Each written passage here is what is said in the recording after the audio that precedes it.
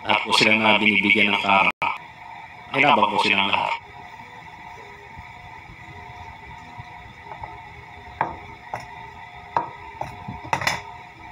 Magkano kada isang container yung ibinibigay ninyo? Di ba ano yan na you're saying this after you're convicted na? No, Your Honor, Di ba even then, sinabi mo before pa or something like even that? then, Your Honor, hindi po ako pumapatong. Okay. Wait, Yung container- I'll go back to Mark Taguba. Mark Taguba, magkano kinikita mo per container? Meron po akong 10,000 sa tracking. Meron po akong 10,000 pa uling patong. Tapos container deposit. Sabihin natin mga 30,000. 30,000. That's included in the 170,000 per container? Yes po, Your Honor. Included na. Congressman Flores, if I may. Sa amin ni Congressman Kit, kung kanino napupunta yung 170 na yun, kung alam mo lang, no? Kung ano yung breakdown ng 170 na yun. Sabi ko nga po, Mark Taguba matapang na ibinulgar ang mga pangalan at mga sangkot sa corruption sa shipment sa bansa. Dito ay inamin niya at isiniwalat ang mga impormasyon patungkol sa shipping sa BOC. Walang takot na sinabi ang mga pangalan at grupo na kanyang kinabibilangan. Sa pagkakataong ito, napamura na lang si Congressman Flores sa nalaman patungkol sa kitaan at lagay sa mga shipments. Nabanggit sa pagdinig na umaabot ng 3 milyong piso sa isang linggo ang kita sa mga containers. Panoorin mo itong... Kaya pala walang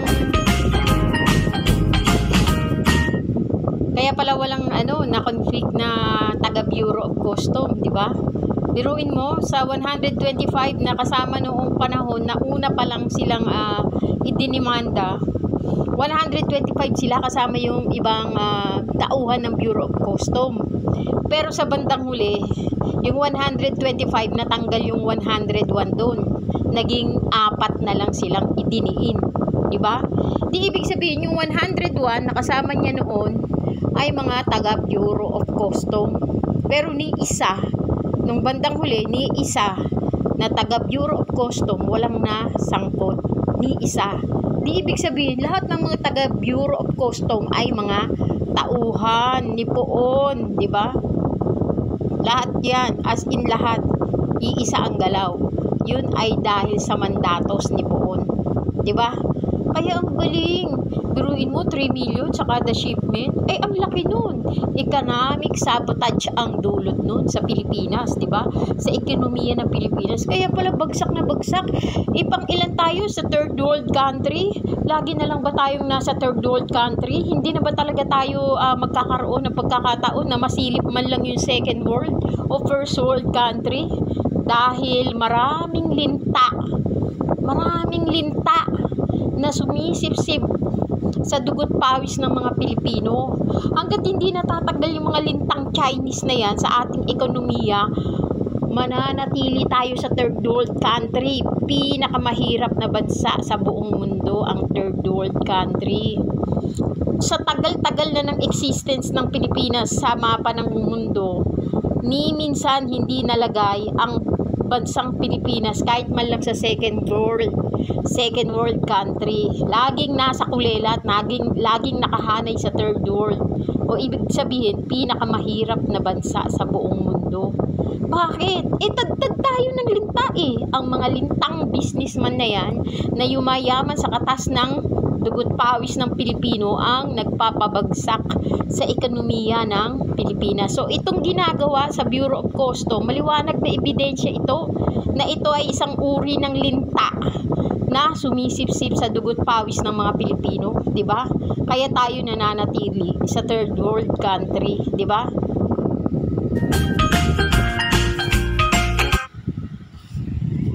Mga containers. Panoorin mo itong video, mahalaga ito. Paano kayo nagsimulang maging sangkot sa pag-release ng mga container sa Bureau of Customs? Meron po akong tracking. So, ayun po. Nag-process din po kami ng container. May broker din po ako. At yun si Irene naman, yun po yung consignee for hire, yung EMP. Itong tracking business na nabanggit mo sa affidavit mo, ito yung kay TJ Marceliana at Irene May Tatat na mag-update. Hindi po. Yung tracking po is sa akin po yun, Golden Strike tracking. EMT naman, yun po yung kay Irene, yun po yung ginagamit niya consignee. Tapos si TJ po, broker po siya. Accredited broker po siya sa Bureau of Customs. Sino-sino yung mga consignee na for hire na ginamit mo? Kasi madami yung ganyang sistema sa custom. Opo, ang ginamit ko po ay yung EMT trading, yung Integrity trading, at saka yung RONSS trading. Doon sa affidavit mo, nabanggit mo na yung trabaho ng isang customs broker, pwede mo bang ipakipaliwanag kung ano yung trabaho ng isang customs broker? Sige po. Unang-una po, hindi po ako customs broker.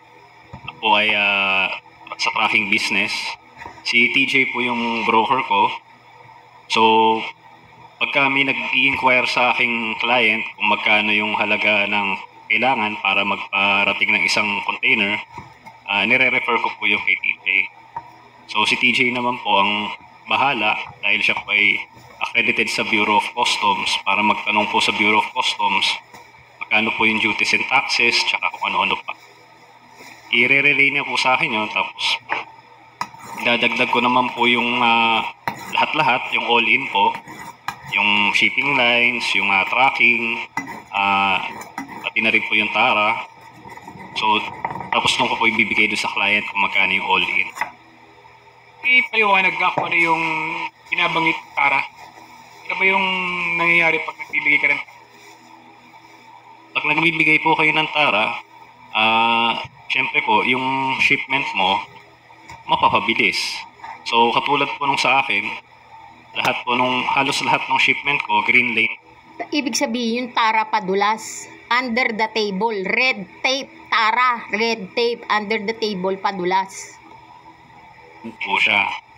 So, pagka green lane po kasi siya, hindi na siya kailangan ng document inspection, hindi na rin siya kailangan ng physical inspection. Marami rin siyang nalalagpasan na proseso sa Bureau of Customs. Mabilis siya nakakalabas ng Bureau of Customs. So, yun po yun, pagka may tara po. So, tatlo yung lane, customs. Isang Yes, green, isang yellow, isang red. Tama ba? Yes po, Mr. Chair. Balikan natin yung insidente kung saan nasangkot ka sa pag-import ng 5 metal cylinders na naglalaman ng 605 kilogram na siya. Nakikwento nga ito. Wait na po, Mr. Chair.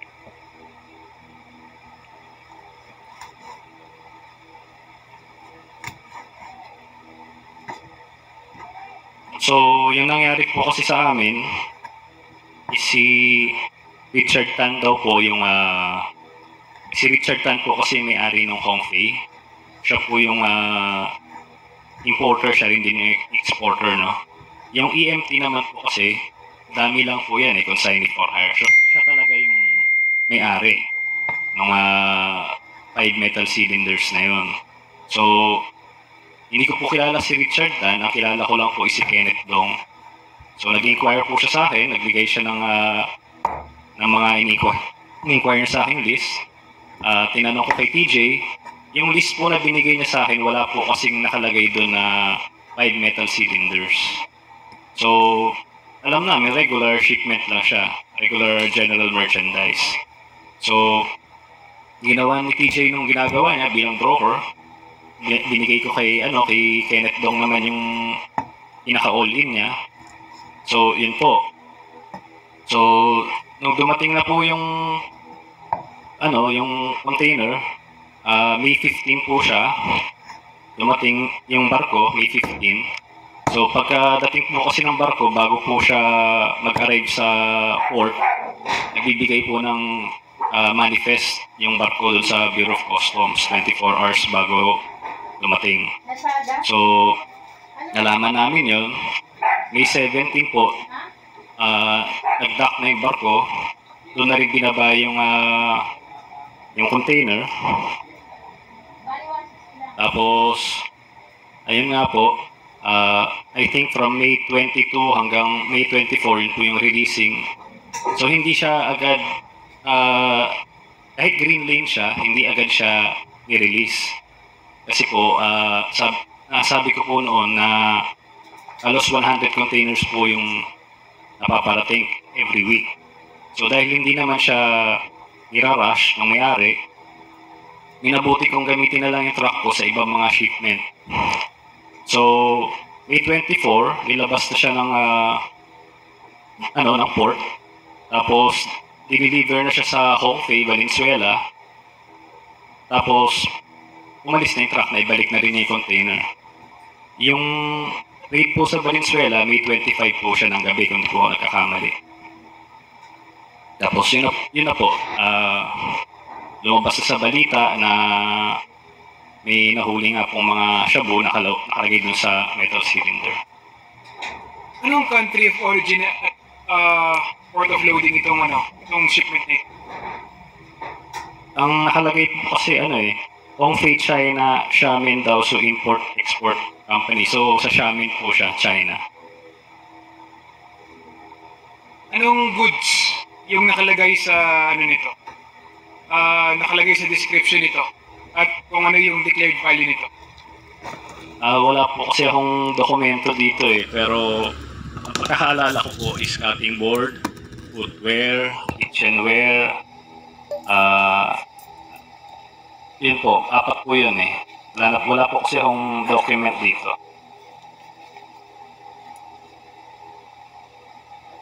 Mr. Taguba, sabi mo nun sa Senado, ikaw ay nag-ayos ng shipment. Pwede mo bang ipaliwanag kung ano yung sistema mo sa pag-ayos ng mga shipment? Yun nga po, may mag-i-inquire po sa akin.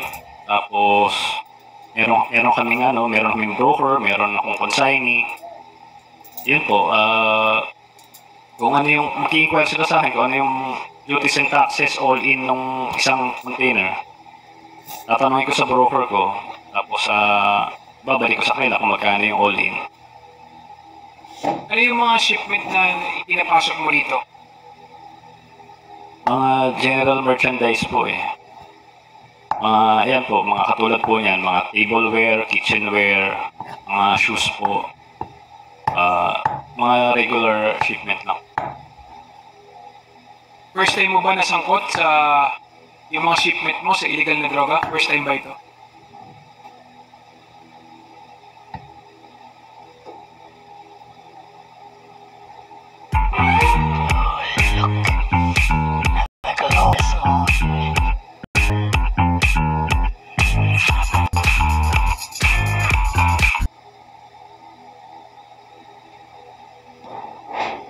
Mo sa illegal na droga? First time ba ito? Opo.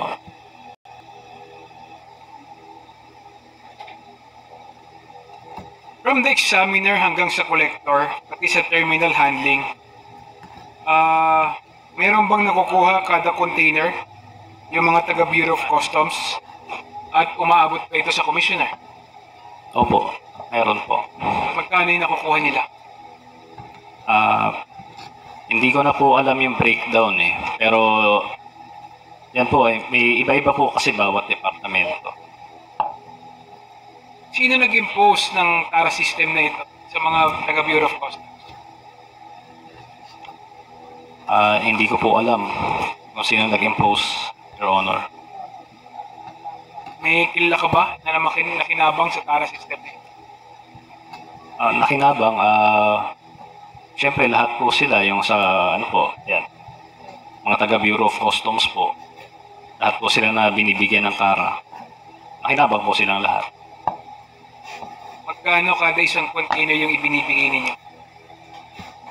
Kanino napupunta yung mga TARA system na yan? Yung mga kinukurakot nila ng TARA system, kaninong bulsa napupunta? Yun ang tanong.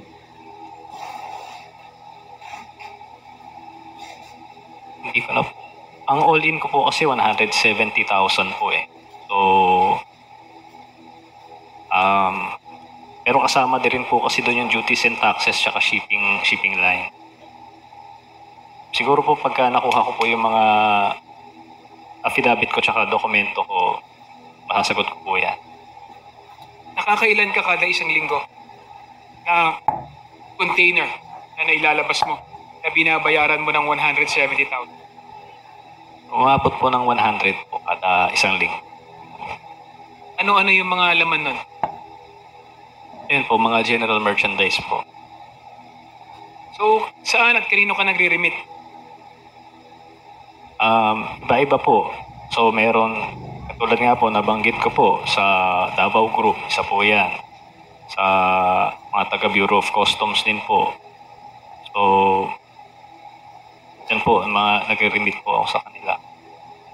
Ibig mo bang sabihin, pag hindi ka nagbigay ng tara, hindi lalabas yung shipment mo sa customs? Opo, kasi po, sila po yung may authority. Nung panahon po na yan, binuo po yung command center. So, yan pong command center, nasa kanila po lahat ng authority na mag-alert. Pero ayun nga po, dahil sila lang ang may authority nila makapag-alert, tsaka makapag-release din ng container, nasa kanila din yung responsibilidad. Tuwing may, yan po, sa nangyari po sa amin, ganyan, dapat po kasama rin sila dito sa kaso namin.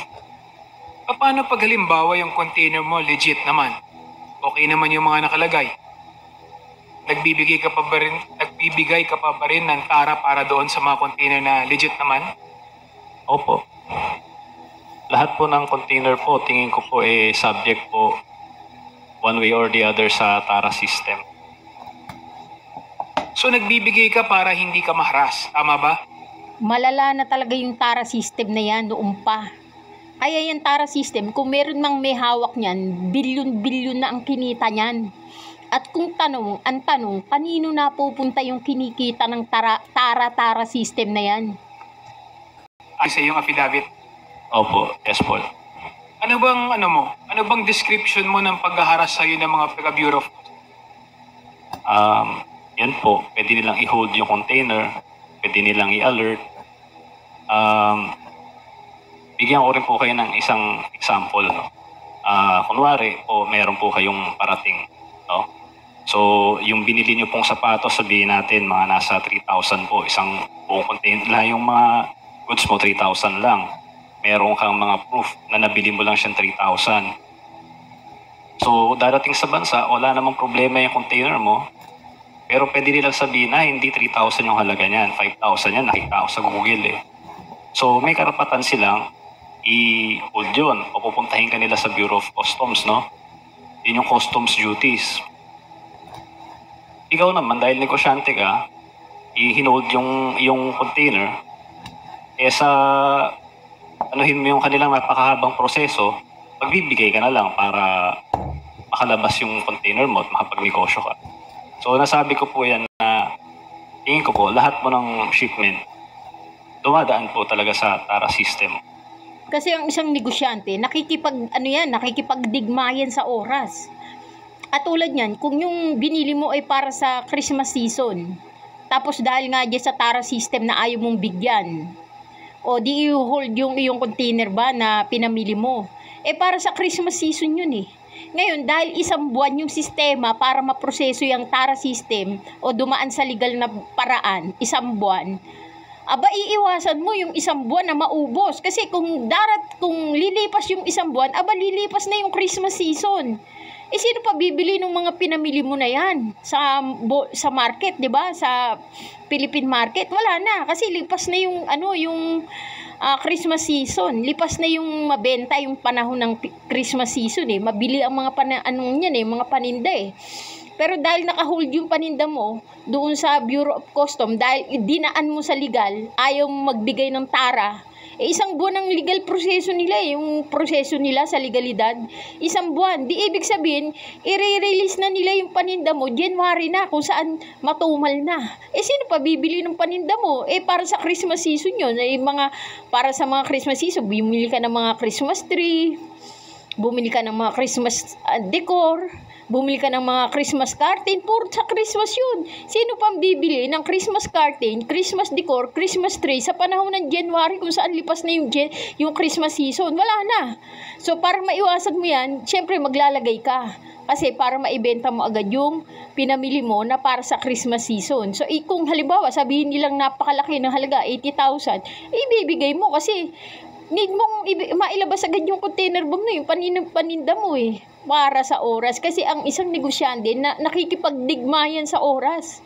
Sa panahon, nakikipagdigma yan. So, no choice ang isang negosyante kundi magbayad ng red tape o palusot o tara system, di ba? One way or the other. Sino-sino yung mga nangahara sa'yo? Pag hindi ka nagbigay ng tara sa customer. Ayan po, isa po dyan yung Comsen. Ayan po. Kasi sila yung may pinakamalakas na sila lang yung time na yun talagang halos na consolidate nila yung authority na sa kanila lang lahat. Pero katulad nga po ng sinabi ko, sa kanila lahat ng authority pero sa kanila rin lahat ng responsibilidad. Kaya hanggang ngayon, natataka ako bakit hindi sila kasama dito sa kaso. Sino yung mga nasa loob o nasa likod ng Comsent? Na binanggit yan ni Mark Taguba, Comsent. Ano yung Commission of So namin. Mark, ilang taon ka na? 33 po. 33. Anong taon ka nung nasama ka sa ganitong klaseng trabaho? 26 po. 26. So, at the age of 26 years old, paano ka napasama sa Davao Group? Or paano ka nakipag-transact sa Davao Group? Ayun po, tulad na sinabi ko, yung mga pangaharas, so kaya nilang gawin yun. So, ang ginawa nila, pinag-alert nila yung mga container ko. Ayun, meron akong kakilala kasi sa SSPDC, si Jojo Bacod po. Ni-refer niya ako dito sa Tita Nani. Tapos po, ayun po, nag-meet po kami, si Jojo Bacod, si Tita Nani, si Noel, tsaka si Jack. In-explain nila na sila na nga ang pinaka-powerful doon. Kung hindi ka papasok sa grupo nila, hindi ka makakapag-transact sa Bureau of Customs. So, ang pagkakaintindi ko po doon, So, ibig sabihin, malaki pala involvement ng Davao Group dyan sa mga transaction na pinasok ni Mark Taguba. wala pong player o sino man ang gusto magparating na hindi dumadaan sa kanila. Kasi nga, pag hindi ka nagbigay sa kanila, mahaharas sila, mahuhold nila yung mga container mo. Sino si Jojo Bacod? At paano mo siya nakilala? Si Jojo Bacod po, nakilala ko po yan. Taga sa amin po kasi yan sa Piat. So, nagkataon naman na kasama siya sa SSPDC nung panahon na yun. So, sabi niya nga sa akin na, yun, kaya niya akong tulungan sa mga problema ko sa Bureau of Customs. At i-refer niya nga ako doon kila Tita Nani. Si Tita Nani naman nagsabi na, yun nga, sila yung Davao Group. Ayun, kailangan pumasok sa amin kung gusto mo makapag-transact sa Bureau of Customs, kung gusto mo makapag-negosyo pa. So,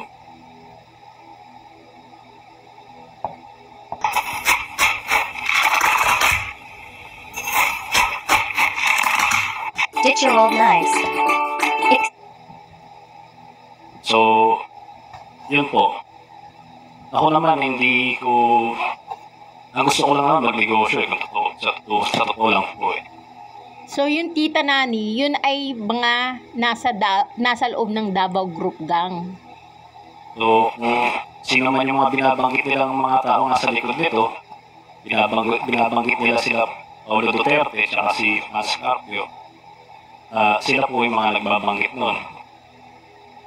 Bakit parang napakabigat, no? Napakatindi ng influensya ni Jojo Bacod sa Bureau of Customs? I-explain ka ngayon. Hindi ko rin po alam eh. Siguro may mga kilala lang kasi siya. Ayun nga, nagkataon kilala niya ito yung mga taong to sa Davao Group.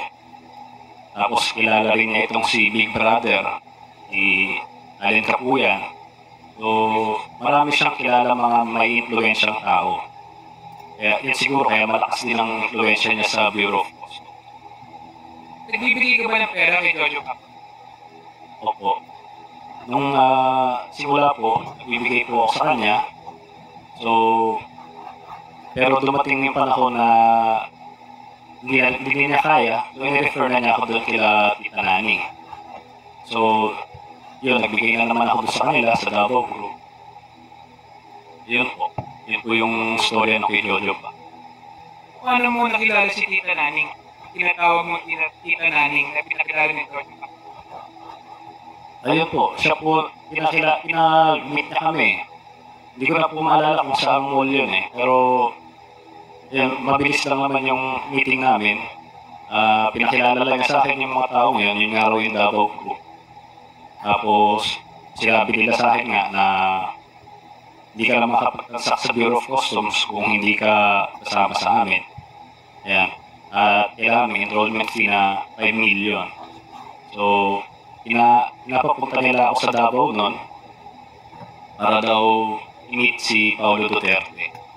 At may text po ako niyan eh. Ano po yan? Sinabit ko po yan sa dati noon pa sa Senate investigation. Tsaka dito rin po sa Congress. So yun po yung ebidensya ko, Tita Nani. Ayun po, lumipad po ako ng Davao noon dahil sa utos nila. At binigay ko yung pera kay Smola Villera. Sinundo muna ako ni Jack. Siya yung wala naman kaming doon sa sakyan. Sinundo kami Sandali lang, Mark. Dito muna tayo kay Tita Naning. Paano ka napaniwala ni Tita Naning na member nga siya ng Davao Group? Alam mo, sabi lang yun. Opo, si Jojo Bacon. Yun lang yung dahilan kaya ako naniwala sa kanila eh. Dahil si Jojo Bacon, matagal na rin namin kilala yan eh. So, hindi ko iniisip na baka niloloko lang nila ako. So, yun lang po yung naging basehan ko. Dahil si Jojo Bacon po yung nagsabi. Anong prebang ibinigay sa'yo ni Tita Naning na para masabi nga na talagang legit siya? Na member nga ng Davao Group? Ang pinaka-pweba lang po na maibibigay ko sa inyo is lahat ng transactions ko is nag-green lane siya. Lahat po ng dokumento ko, pagka kinumpara nyo, puro pare-parehas. Puro 40,000 yung tax niya. So, kahit sino pagka nakita yun, i-hold nila yun kasi bakit pare-parehas. So, yun lang po ang mabibigay kong pweba sa inyo na kung totoo ba si Tita Nani, yung Davao Group. Dahil tingin ko, walang basbas sa taas, hindi mangyayari yun. Hindi makakalabas yung gano'ng karaming container ng gano'ng kabilis. So, ibig mo sabihin, nung nakilala mo si Tita Naning, bumilis at bumaan ang buhay mo sa Bureau of Customs, hindi ka naharas sa Bureau of Customs. Yes, sir. Yes, Mr. Chair. Ready wrap up, Congressman Thank you, Mr. Chair. Mr. Chair, I'd like to na lang sa susunod na mag-interpret. Thank you very much, Mr. Thank you, Congressman Kuhun. Next to interpolate is Mr. Chair. Congressman Mr. Chair. Keith Flores. Yes, Congressman Very needs to quick. before Congressman. Very quick with the indulgence of the Honorable Flores. This is for the Bureau of Customs. Sabi po kanina ni Mark Taguba, consignee for hire. Ito po ba, for the understanding of the Filipino people, legal, allowed, consignee for hire? Can we hear from Customs? Your Honor, Mr. Chair, good afternoon. That is not allowed by the Bureau of Customs, Your Honor. Precisely, but it has been the wide practice in the Bureau of Customs. And may we know from the BOC, ito po ba ay alam nyo for a fact na talagang ang mga consignee ay for hire? Kasi if we will not allow this to happen, then we know outright na kung sino ang consignee, siya rin ang owner. Your Honor, there is an accreditation process which is being conducted by the Bureau of Customs, wherein the importers who would like to be accredited will submit the requirements of the Bureau of Customs, and then the Bureau of Customs will conduct the necessary investigation, and based on that, it will either grant or deny the accreditation of an importer. That brings me to the next question. Sir, how do you distinguish consignee, importer, owner?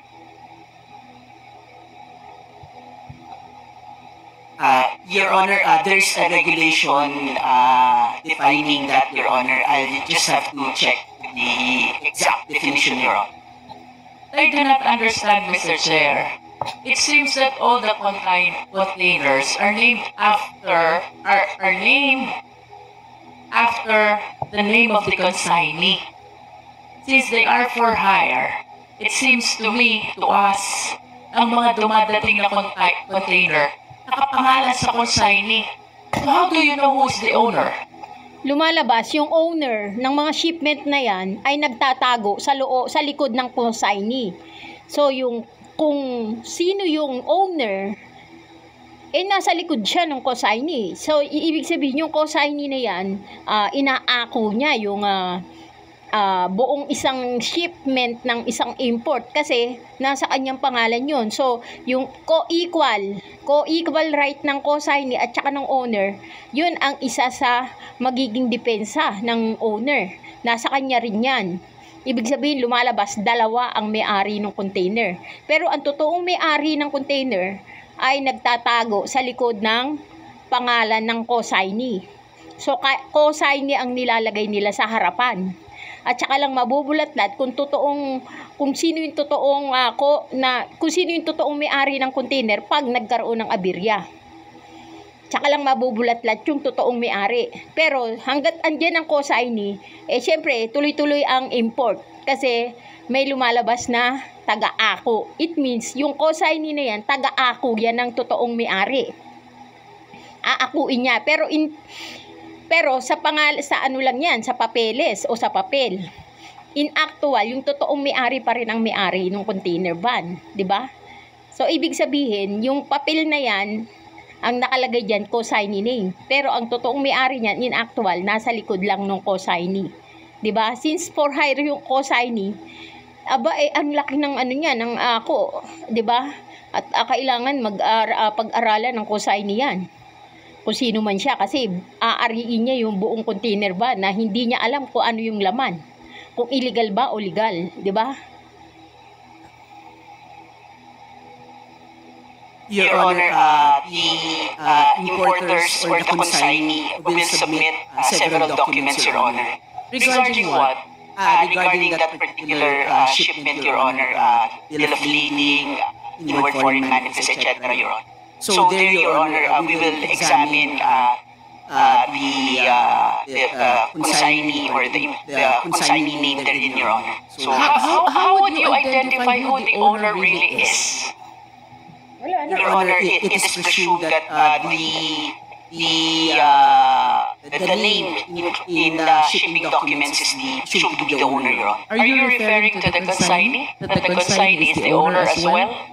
Yes, Your Honor. The reason why I'm asking this question is because there are cases which are being filed against the consignee, and sometimes they are unaware really about the contents of the container, and here is the owner not being included at all in the charge. Tama po ba yung premise ko? Well, Your Honor, to be candid, that is possible, Your Honor. But in the regular scheme of things, Your Honor, that should not be the case. You said regular scheme of things. Paano po ba yung legal scheme of things? Dapat po ba pag legal scheme of things, ang consignee ay ang owner, or at the very least, dapat po ba disclose yung totoong owner, notwithstanding the fact that there's a consignee who is the authorized party to receive the shipment? Dahil nga sa presensya ng consignee na di-disclose, na isisikreto yung totoong may-ari. Pero kung aalisin mo yung consignee system na yan, marireveal yung totoong may-ari. Dapat alisin ang consignee system sa Bureau of Customs para ma-reveal talaga kung sino yung totoong may-ari. Pero dahil hanggat andyan ang consignee system, itatago ng consignee kung sino talaga yung totoong may-ari ng shipment, di ba? Dahil dyan sa consignee system, alisin nyo yan. Isa yung bulok na paraan. Isang bulok na paraan yan. May itinatago yung mga consignee system. Delikado yan. Alisin nyo yung consignee system. Dapat ma-reveal kung sino talaga ang totoong may-ari ng shipment bago ipasok yan sa Bureau of Customs.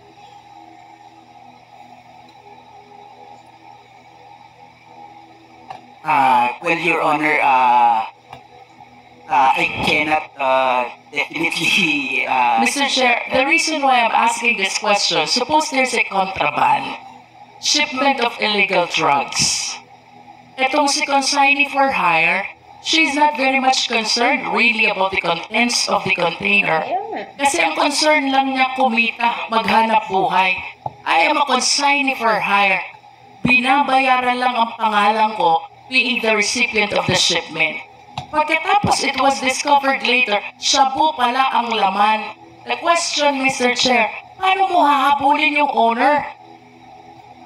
If you do not have the identity, the name of the owner of the shipment, why? Ang labas niyan, kawawa yung consignee, madidiin siya. Madidiin siya sa isang illegal na pag-shipment na hindi naman niya ginawa. Dahil consignee for hire siya, binabayaran lang naman yung pangalan niya, hindi siya aware kung ano yung laman ng shipment. So siya yung mahabulin kasi siya yung nandoon. Pero in fact, wala siyang alam doon. Dahil hinire lang naman yung pangalan niya, di ba? Kawawa ang consignee. Tanga ang consignee na papayag sa ganyang sistema. Tanga. Rely on the consignee. Why not require instead the owner to facilitate the document, Correct? assisted by the consignee? Correct? Your Honor, those issues are being addressed by this current management of the Bureau of Customs. Sino ang pumayag? Ang tanong, sino ang pumayag ng ganyang uri ng sistema? Sino ang nagpasok? O di ba? Sino ang nagpauso ng ganyang uri ng sistema na consignee system diyan sa Bureau of Customs? Sino? Sino ang nasa likod niyan? And I suppose that this should have been addressed long time ago. Kaya nga. Yes, Your Honor. If we will be adopting the Ibig sabihin, matagal nang nag-i-exist yung ganyang uri na sistema sa Bureau of Customs. Ibig sabihin, marami na ang mga nakapasok na illegal na through consignee system, di ba? So, ibig sabihin, katulad niya, nagkakabukingan, ang nabubuking yung consignee, hindi yung totoong may-ari. Ibig sabihin, nakakalusot yung mga drug smuggler ng ganun-ganun na lang, nang walang pinagbabayaran, gawa nga ng consignee system na yan. narration of facts of Mark Taguba. It's like we're going against the wrong persons. Yes. Totoo yan. Mr. Chair, I will be yielding to the rightful interpellator. Thank you, Congresswoman Jinky. I was thinking that you just wanted to manifest something. But sundan ko lang, isang very short question lang kay... there are reports that some consignees being used by importers are fictitious consignees. Oh, di ba? Fictitious. Nagbibigay ng peking pangalan, peking registration, at yun naman ay ina-accredit daw ng Bureau of Customs. Is that correct? Ibig sabihin, ghost consignee. Multong consignee yan. Ibig sabihin, aba, pag nagkabukingan, makikita, multo. Sino mapapanagot? Sino mapapanagot? Di ba? Kung multo ang consignee. Di ba? Aba.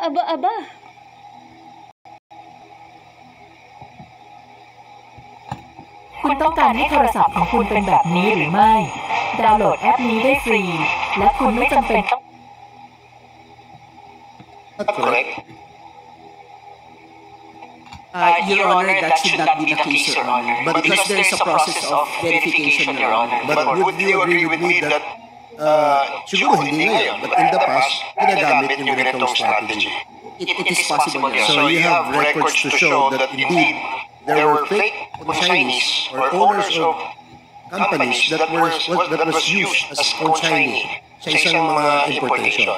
I don't have the records right now, Your Honor, but that is possible. Okay, sige, salamat po. Now, I will now yield the floor to Congressman Keith Flores. You have 10 minutes. Ito talaga ang mga consignee system at saka TARA system. Nagpapatunay ito. Ebidensya ito na bulok yung Bureau of Customs. Bulok na bulok. Thank you, Mr. Chair. Mr. Mark Taguba, when did you start Kailan ka nag-start na magpapasok ng mga containers? Anong year? Mga 2017 po yata. 2017. Pero yung pag-start mo sa 2017, hindi ka pa enrolled doon sa Davao Group na sinasabi mo? Hindi po. Hindi pa. Noong 2017, when you first started, ilang containers na napapasok mo? In a week? Hindi pa po ganun karami. Give me a number. Siguro mga 15, 14, ganyan. So 15 or 14. And the same process to, no? Pag inaayos mo, green lane siya. Hindi po. Ano yan? Hindi po lahat green lane, no? May dumadaan ng yellow lane, may dumadaan ng red lane. Yun nga po. At nung December nga rin po noon, taon na yun, nagka-problema nga po, nagka-red lane po ako, halos lahat ng container. Kaya po naghanap po ako ng tutulong sa akin. So, sinabi mong nagka-problema ka, feeling mo inipit ka kasi hindi ka enrolled dun sa TARA system na sinasabi mo. Yes, Your Honor. Okay, so inipit yung containers mo, kaya all of your containers na pinapasok mo naging red lane, meaning strict ang pag-inspection sa mga containers mo. Yes po, Your Honor. So strict, even if nagbayad ka na? Opo, harangin po nila yan, nagbayad ka na. Kahit bayad ka na? Oo. Marami silang pwedeng gawin. Pwede nilang pa-x-ray, pwede naman nilang pa 100% inspection. Pwede nilang, marami silang pwedeng gawin na pwede pang maharas. So ipitin yung containers na pinapasok mo? Yes po, Your Honor. Okay, now, ang payment mo sa per container is 170 na mention mo kanina. Opo. Was that before being enrolled in the TARA system or after being enrolled in the TARA system? After na po yun. After. So, paano yung before? Magkano ang binabayad mo? Depende po yun. Nire-refer ko po yun dun sa broker namin. Average amount. Iba-iba po eh, pero mataas po siya. Mataas? Kasama lang yung mga nasa 280, 300, mga ganun. So, mas mahal yung payment mo nung before ka na-enroll sa TARA system. Yes, Your Honor. And wala pang assurance na pwede pang maipit yung containers mo, even if nagbayad ka na. Opo. Opo. Now, sige, let's go to the point na na-enroll ka na sa TARA system. Sabi mo may parang central command, tama ba yan? Opo. Na sila yung kausap mo. Opo, yung Davao Group po yun. Davao Group. Yung command center po, yun po. Ang nag-establish po niyan sila, Commissioner Faildon po noong time niya. Commissioner Faildon, Yes po. ang nag-establish ng command center. Ito pala yung mga ito pala yung tinatanong ko kanina kung ano yung command center. So yung command center pala ang nag-establish o nagtatag ay sila commissioner o director Faildon ng custom, di ba? So sila pala yung may hawak ng Davao Group Gang. Sila rin yung may hawak ng command center, di ba? So magkahiwalay yung entity itong Davao Group and command center? Kasi yung Davao Group po, hindi naman po sila nagtatrabaho sa Bureau of Customs. Okay.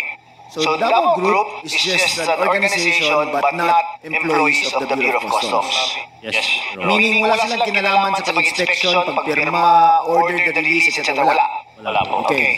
But kailangan din dumaan sa kanila, sinasabi mo. Yun nga po, ano yun eh. Sinabi ni Jojo ba, kung nirefer nila ako sa kanila, nung Kasi lumalabas, pagka Davao Group Gang ka, kapag ka member ka ng Davao Group Gang, maluwag sa iyo ang command center. O di ibig sabihin na sa isang linya lang yung command center ni Faildon at saka ng Davao Group Gang. Diba? nakamit ko si Dusty Tanani, sabi niya, kailangan kang mag-enroll sa amin. Kailangan, parang ang aking pinili po doon, lahat po, kailangan dumaan sa kanila eh. Lahat magbigay ng TARA. Kung hindi ka magbibigay sa kanila, i-hold nila yung container mo kasi may command center eh. Ito yung enrollment na sinasabi mo. Yung 5 million ba ang sinabi mo? Yes, Sir Ron. And 5 million na to is in relation also to the testimony mentioned offered by Councilor Small Abeliera. Tama ba yun? Yes, Sir Ron. Yun ang pagtahi mo doon, di ba? Na you met with Councilor Small Abeliera para ibigay yung 5 million. Opo. Supposedly pa na kanina yung 5 million. Yun, sabi nila sa akin, punta ka ng Davao, ibigay mo kay Pulong Duterte. So may text po ako noon. Pero nung pagdating ko po doon, hindi ko naman po nakamit yung... So never mo rin na-meet si Pulong Duterte? To be fair with the congressman. Never. Opo. Okay, si Small Abiliara nakausap mo. Yan po, opo. So, ibig sabihin, yung 5 million, bayad yun para sa registration niya, para maging isang Davao Group Gang member. Ang laki ha, 5 million ha, para kay Pulong. Oh, come on. Kanino mo binigay yung 5 million pesos? Sa kanya po. Kay Small Abiliara? Yes po. Siya lang mag-isa? At that time? Opo, ako, si Jack, tsaka si Small. Okay, sino yung Jack? Siya po yung isang kasama rin sa Davao Group. So, dahil wala naman akong kilala sa Davao, first time ko pumunta doon at wala rin akong dahilan para pumunta doon. So, siya yung sumundo sa akin sa airport. At dinala niya ako doon sa restaurant. Kung saan kayo nakita ni Small Abiliara? Small, opo. At doon mo binigay yung 5 million? Doon ko po binigay. Okay, now enrolled ka na. Ano nangyari sa shipments mo after enrolled ka na? Ayun po, naayos naman siya. Maayos ang pagpasok. Opo. Okay. Now, sino ang lumalapit din sa'yo para papasok yung shipment nila? Kahit sino lang? Yes po. Kahit sino na shipper? Kung sinong gustong mag-inquire, opo. So, hindi ko makuha to eh. You paid 5 million to enroll, yet ang payment mo for containers actually went down. Bumaba. Nagmura siya eh. Di ba? It's cheaper than the previous amounts na binibigay mo. Tama ba? Kasi po, yung duties and taxes nun, mas mataas po talaga. Doon sa first, before enroll sa TARA Opo, system. talagang mas mataas po talaga siya. Kasi itong sa 170,000 na to, hindi mo talaga siya magagawa ng legal eh. Kasi 40,000 lahat nung... So, footwear, tableware, katulad po na itong nangyari to, footwear, tableware, kitchenware, wala pong tax na 40,000 buong container. Kung saan container yan? Oo. It should be more. Kung idadaan mo yan ng legal, Answer me. It should be more. it should be more. Dapat mas mahal ang taxes na mabayaran nila. Yes po, Your Honor. Okay, now, question. Kung may lalapit sa'yo na sabihin natin gustong pumasok ng 20 containers, you don't ask kung anong laman yan, di ba? Magbibigay sila sa akin ng packing list. Ang packing list may declaration ko ng laman. Yes po. But for you, you take the word na kung ano nakasabi doon sa packing list na yun, yun ang parang you'll believe in. Yun ang that's what you will believe in. Yes po, Your Honor. Okay, so wala kang pakialam kung drugs ba yan, baril ba yan, mga illegal na mga gamit or something. Basta you just rely on the declaration of the shipper o ano nakalagay doon sa dokumento. Kung drugs po yun, hindi ako papayag. Of course, di ba? But kung hindi mo na pinapakialaman, you don't find out kung ano ba ang laman. Kung ano lang yung sinabi nila, yun lang yung paniniwalaan ko. Kung ano nasa papel na sinabi nila na used clothing or something like that, yun na yung paniwalaan mo. Yes po, Your Honor. And you don't go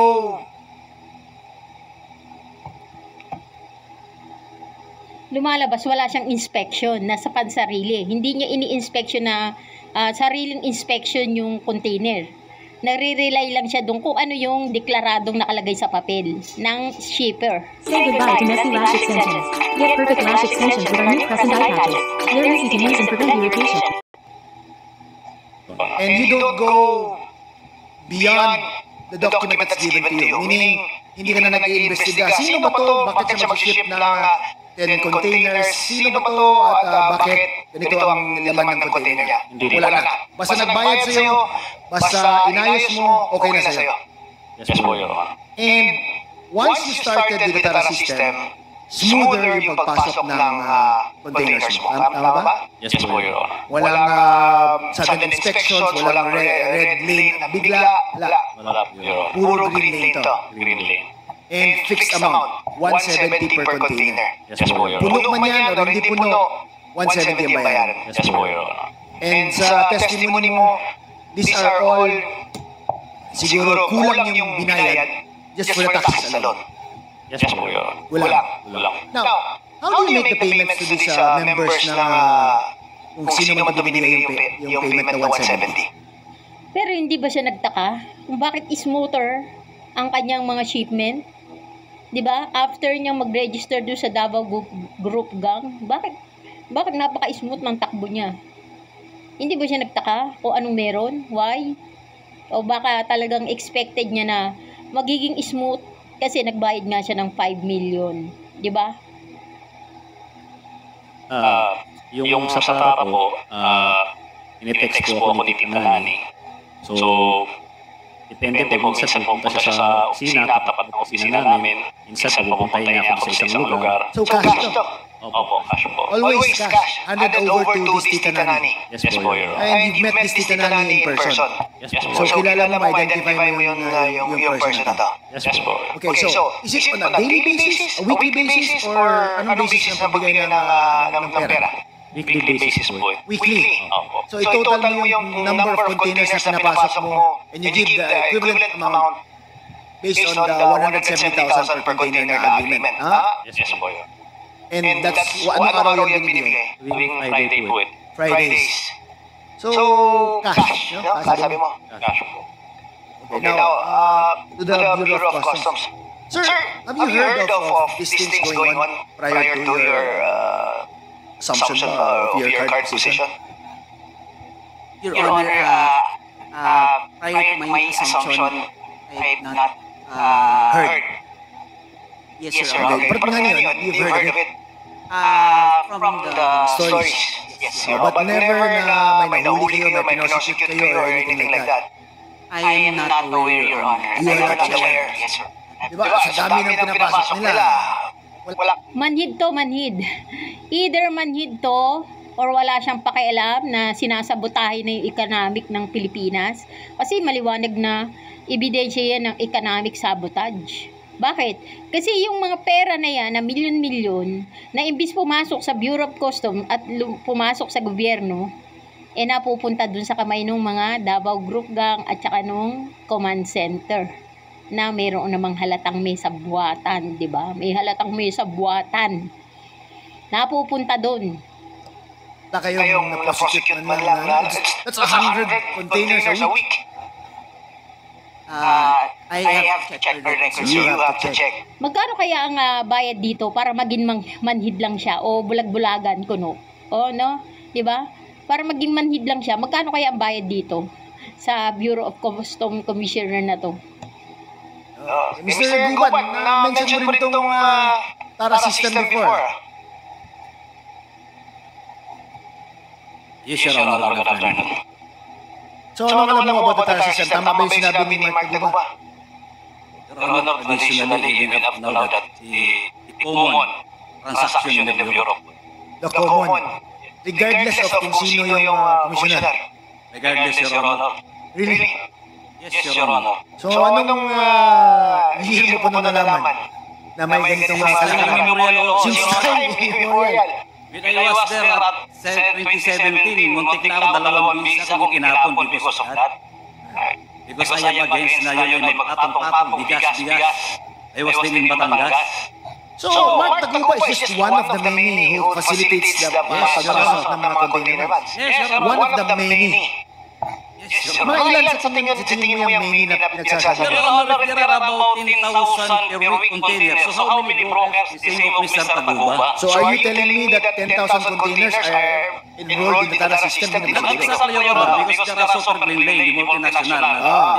Yung legit na dinideclare lahat na gusto magbayad ng tamang presyo. But because of the way Chinese businessmen in the Philippines, they are all transacting business the same. The same way as Mark Taguba does. Yes, Your Honor. Ilan yan? Sa tingin mo? That's thousands, Your Honor. Thousands of brokers? Yes, Your Honor. And weekly yan, pasok ng container vans? Yes, Your Honor.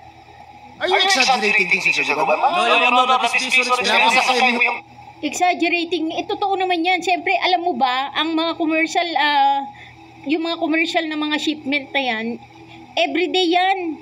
Everyday. Alam nga ba namang itigil mo yung kalakalan? That is the power of business. Hindi ka makapaniwala, hindi ka kasi siguro negosyante eh. Pag hindi negosyante, hindi maniniwala. Pero pagka negosyante, may posibilidad na totoo yan. Totoo yan. Kasi ang kalakalan ay dire-diretso. Walang tigil. Every day, every hour, every second. Dire-diretso ang kalakalan. Siyempre, 1,000 of shipment ang pumapasok dyan. At At biruin mo yung 1,000 of shipment na yan na nakukuha ng Davao Group Gang at saka ng Command Center na dapat ay pumapasok sa ekonomiya ng Pilipinas. So maliwanag sa sikat ng araw na economic sabotage yan. Kuminto. No, that is based on experience. I'm telling you, Your Honor, because I want to change now the Bureau of Customs. Help the people now because of drugs. And smuggling of rice. O, kita mo? Di ba ano yan na you're saying this after you're convicted na? No, Your Honor, Dapat sinabi mo before pa or something like that. and then Your Honor, hindi pa ako pumapatong. Okay. Wait, I'll go back to Mark Taguba. Mark Taguba, magkano kinikita mo per container? Meron po akong 10,000 sa tracking, meron po akong 10,000 sa uling patong, tapos container deposit. Sabihin natin mga 30,000. 30,000. That's included in the 170,000 per container? Yes po, Your Honor. Included na. 30,000? Flores, if I may. Wait, sir. O, kita mo, Congressman Flores, 30,000 kay Mark Taguba pa lang, isa pa lang yan. About 1,000 of, katulad ni Mark Taguba, 1,000 ang meron na katulad ni Mark Taguba. Sa palagay mo, kung 30,000 per isang katulad ni Mark Taguba, i-multiply mo yan sa 1,000. Palagay mo na lang 1,000. 30,000 na container sa per one na katulad ni Mark Taguba, 1,000 na katulad ni Mark Taguba, kung i-multiply mo yan, yung 30,000 na container times 1,000, ilan yung pumapasok na yan? Hindi ka ba marunong mathematics? 30,000 times 1,000 na lang. 'Di ba? Oh. Di ibig sabihin ilang container yan? Ilang container yan? Gusto ko lang ano yan kasi para makumpleto yung picture. Mark, gaya ng tanong ni Congressman Flores. So, roughly kumikita ka ng 20,000 per container.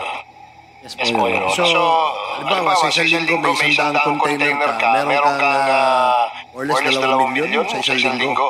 Hindi naman po sila palaging magbabayad agad. So, iba utang. So, pero more or less mga malaking halaga rin po. So, ibig sabihin, ang container kasi may 20-footer na container, may 40-footer na container. So, regardless of the size, basta yun ang tara.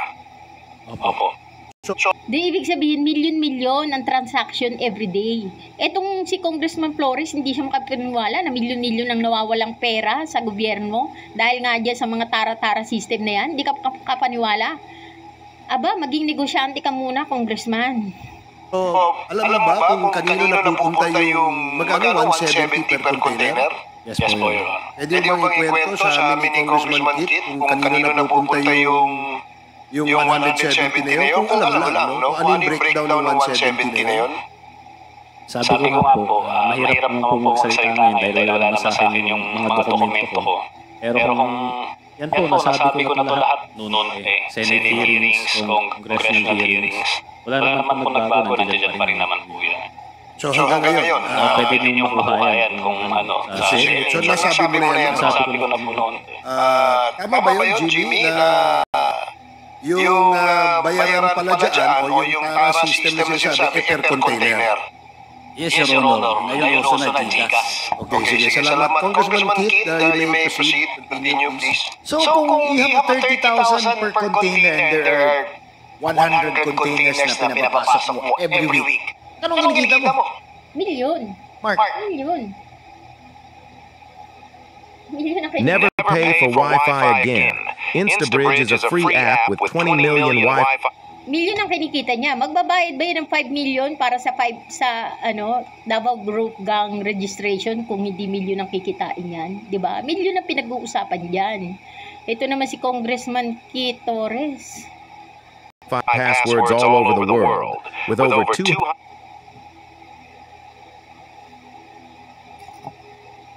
Mark, Malaki rin po. that's how much ba? I'm very poor in math. Huh? 3 million? 3 million a week? O, kita mo? Yes, Your Honor. Uchas, sorry. Just. A week yan, ha? Your Honor, hindi lagi dahil po yung mga Chinese po hindi naman po talaga sila kaagad nagbabayad. O sige, if you compare yourself to the other mga yung nagpapapasok ng containers, small time ka ba, big time, o medium? Last small time lang po. Small time ka lang. So may ibang mas nagpapapasok pa na mas malaking number of containers kaysa sa'yo? Opo. Every week? Meron po, marami po. Nakita mo? With the indulgence, Mr. Chair, of Congressman Kil. May posibilidad